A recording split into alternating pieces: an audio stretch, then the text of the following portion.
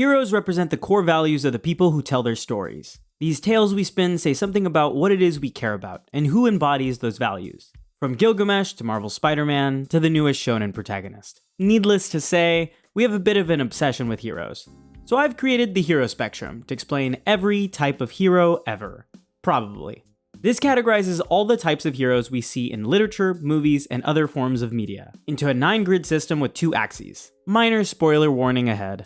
The horizontal axis is willingness. Is our hero a driving force in their own story? Do they act or do they react to what happens around them? This distinction can give us characters who feel more passive/reactive on the left, and more actionable/proactive on the right. The vertical axis is cooperation. Some heroes prefer doing things alone and would rather die than accept assistance from others, which is a little extreme.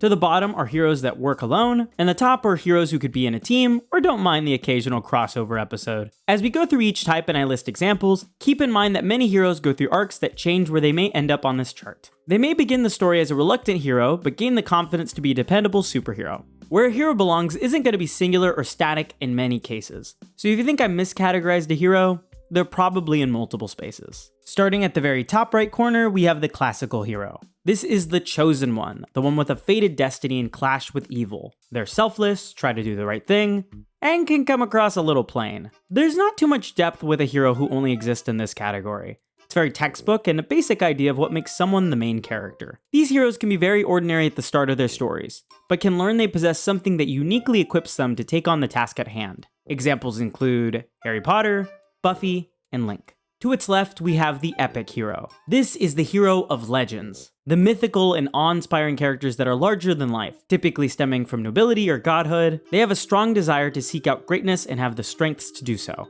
Like the classical hero, they are a bit one-note in their pursuits and can lack a bit of depth. This makes them easy to idolize but hard to empathize with. Examples include Hercules, Goku, and She-Ra. To the very top left, we have the superhero. This is a more recent phenomenon. The superhero blends aspects of everyday life with the supernatural. Gods walk among us, and they look just like we do, but they're capable of superhuman feats. Flying, laser vision, super speed, you name it, and there's a hero who has it. Superheroes push beyond the bounds of what makes us human. Their stories typically seek to explore that idea. Many have powers without weakness, so some superheroes can become a shallow representation of what it means to be strong. However, this can sometimes be lost in the spectacle of it all. When you've seen the same cities destroyed in every superhero movie, you lose part of the magic. Maybe it's not just having powers that makes you a superhero, but it's using them the right way. Examples include Deku, Superman, and Mrs. Incredible. Back to the right, we have the romantic hero. This is a hero who has less to do with the Battle of Brawn, but with the environment they're in. They're known for rejecting the status quo and what is expected from society. They place themselves at the center of what's important to them. For this reason, romantic heroes are very similar to how real people think and act. Life is messy and chaotic, and we like to oppose norms that make no sense to us, or question why things have to be the way they are. Examples include Mr. Darcy, Victor Frankenstein, and Haruhi Fujioka. In the center is the Everyman. This is a hero that is a blank slate in some way. They can come off as unremarkable, but possess some type of gift that sets them apart, or they can truly have nothing notable about themselves. This coin flip tends to land on the side of no gift at all. This hero reminds us that anybody, given the right set of circumstances, stands to lead a story of their own, and that you don't need some grand destiny or fate to be an important figure in your own life. Examples include Mob, Frodo, and Katniss. To the left is the reluctant hero. This is a hero whose struggle resides within themselves, and how that leads to inaction. They could be fighting against the world and refusing to take part in its violence or discrimination, or whatever factors they choose to remove themselves from. But this disagreement leads them to passive behavior. Their arc can have to do with accepting that much of their problems are out of their grasp. And really, they have to meet the world at where it is to know that all they can control is what actions they decide to take next. Hopefully without losing themselves in the process, with great power and all that. Examples include Invincible, Spider-Man, and Aang.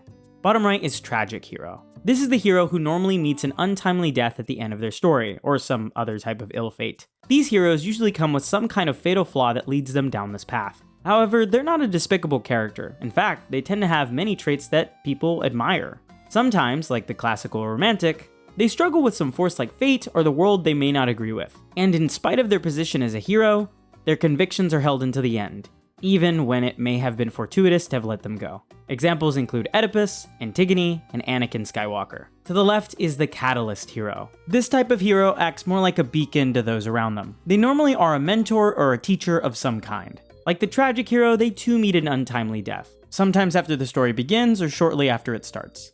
But their death works as a motivation to those to continue their legacy. They may have failed in their goals or lost to some big bad, but their story is more grand than their singular death or punishment. It's a transitionary step for the heroes around them to take action. Their death will not be in vain, and they represent the will to push forward. Examples include Prometheus, Obi-Wan Kenobi, and Nana Shimura. Finally, we have the AntiHero. This hero is the antithesis of most of the heroes on the spectrum. An anti-hero is not a bad guy in the sense that they're a villain, but they're the type of character that you could see becoming one had things played out differently. Though sometimes they've already walked that path. They may have alternate means to getting a job done and have a grayer moral compass since they don't view themselves in an honorable light. For the anti-hero, they may have lost faith in the goodness they have inside or come to the conclusion that the world is not worth being good in. Maybe to them it feels like the world is out to get you, so you should just take advantage where you can, and there's no sense in being a good person. But I think the interesting part that makes the anti-hero so likable compared to the paragons of the spectrum is that the anti-hero, in their own way, is recreating the goodness of the world by what they do. Let me explain. They know that they operate within a realm most heroes won't explore, and that makes their heroic attributes just as important. They may say on the outside that everything is horrible and everything doesn't matter, so why haven't they given up yet? And I think they know exactly why. Examples include Spawn, Venom, on occasion, and Harley Quinn, on occasion. So after looking at all of these heroes, what exactly does that tell us about the reasons we like them? Well, again, the heroes we enjoy say something about what we care about as a society, and as individuals. When I described each of these types, did you resonate with one in particular, or did an example come to you that fit with your favorite hero? Maybe you like a hero that represents the goodness of what the world has. Maybe you enjoy a hero that shows inner struggle with finding themselves. Or maybe you like a hero that doesn't mind breaking bones to make a point. Whatever the case may be, the stories we tell are reflections of us. And I think that when we talk about the ways our heroes deal with the problems they face, we root for them because if they can make it through, maybe we can too. If you liked the video, please leave a like and subscribe. And as always, thanks for watching.